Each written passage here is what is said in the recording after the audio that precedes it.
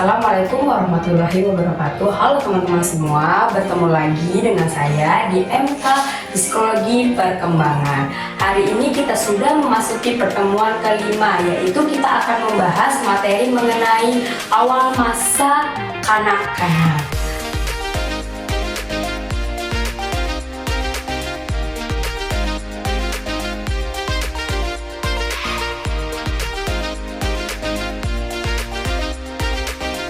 Di sini kita akan membahas yang pertama ciri-ciri awal masa kanak-kanak, kedua perkembangan fisik, yang ketiga perkembangan motorik, yang keempat perkembangan kognitif, yang kelima perkembangan bahasa, yang keenam perkembangan sosial emosional, yang ketujuh perkembangan moral, kedelapan perkembangan minat anak terhadap agama, yang kesembilan kebahagiaan selama masa awal kanak-kanak.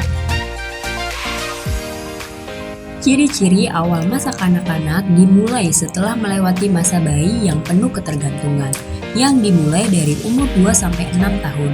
Masa kanak-kanak juga disebut dengan masa estetika, masa indera, dan masa menentang. Selain itu, ciri-ciri awal masa kanak-kanak secara umum adalah usia yang mengandung masalah atau usia sulit, usia bermain, usia prasekolah, usia belajar kelompok, usia menjelajah dan banyak bertanya, usia meniru dan kreatif. Perkembangan fisik pada awal masa kanak-kanak dapat dilihat dari bertambahnya tinggi badan dan bertambahnya berat badan pada anak.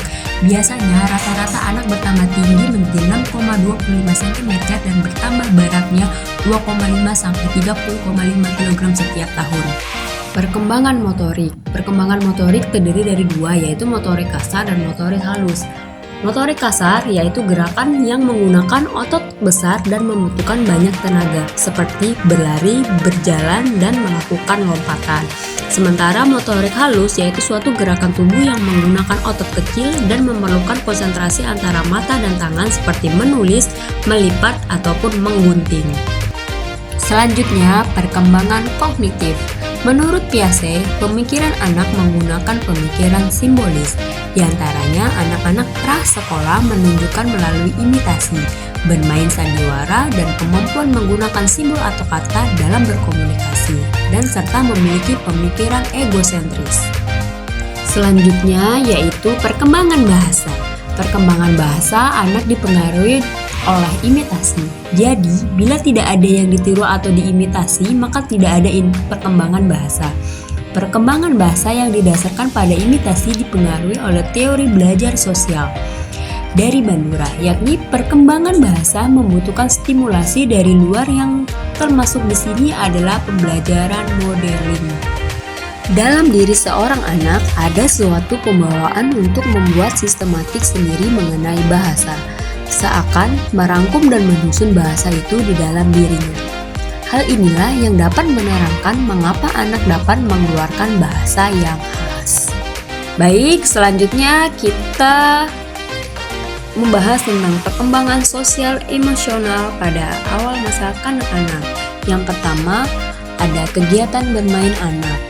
Kegiatan bermain anak yang diutamakan adalah permainan sosiodrama, yaitu bermain pura-pura akan membantu daya imajinasi anak agar berkembang secara luar biasa. Yang kedua, otonomi dan inisiatif yang berkembang. Anak-anak prasekolah yang awalnya hanya memperhatikan kebutuhan dan keinginan sendiri dengan ketergantungan yang kuat pada pemeliharaan keluarga beralih ke tingkat kemandirian yang lebih tinggi dan penguasaan terhadap lingkungan. Yang ketiga, ada perasaan tentang diri atau self. Pada saat berinteraksi dengan orang lain, anak-anak mengembangkan perasaan tentang dirinya. Anak-anak diminta untuk mengembangkan diri mereka sendiri dan cenderung menggunakan tanda-tanda fisik sebagai acuan. Yang keempat, ada hubungan teman sebaya. Semakin populer seorang anak, pada umumnya anak semakin mampu menginterpretasi, memprediksi, dan merespon perilaku orang lain. Begitu pula sebaliknya. Yang kelima, yaitu ada konflik sosial. Apabila seorang anak tidak dapat mengatasi konflik sosial secara verbal, maka ia akan beralih menggunakan kekerasan fisik untuk mengatasinya. Yang keenam, ada perilaku prososial. Perilaku prososial terlihat apabila anak menunjukkan empati atau altruisme, perhatian terhadap kesejahteraan orang lain tanpa memperhatikan diri sendiri. Yang ketujuh, ketakutan anak. Pada masa ini, anak mampu mengembangkan berbagai emosi-emosi dan sudah mampu menggunakan bahasa untuk memberi nama pada emosi yang dialami. Misalkan, "Mah, saya takut." Dan yang terakhir, kedelapan, pemahaman gender.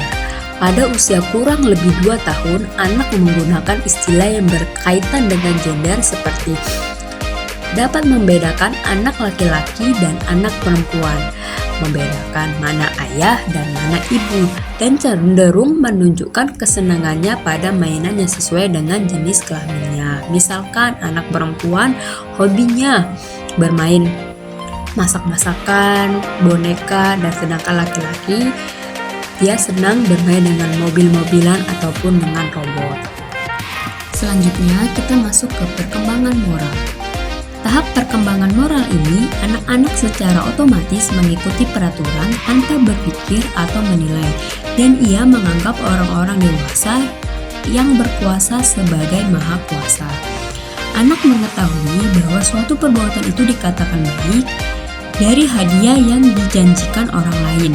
Artinya, anak tahu bahwa tindakannya itu benar jika dengan tindakannya itu kebutuhannya terpuaskan atau memperoleh hadiah atau pujian. Jadi, anak belum memahami mengapa ia harus berbuat demikian. Masa-masa ini merupakan masa penegakan disiplin.